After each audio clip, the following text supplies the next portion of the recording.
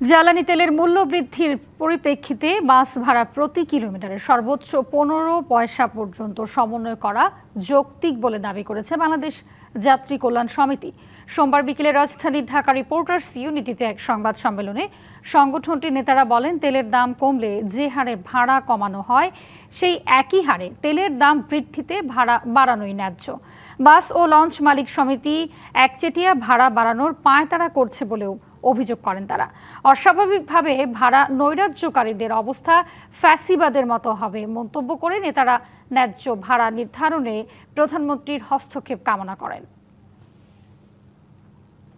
বাস মালিক সমিতি এবং লঞ্চ মালিক সমিতির সরকারের কিছু কর্মকর্তাদের নিয়ে যাত্রী সাধারণের প্রতিনিধিত্ব বা দর কষাকষি বাদ দিয়ে একচেটিয়া ভাড়া নির্ধারণের পায়তারা চালাচ্ছে।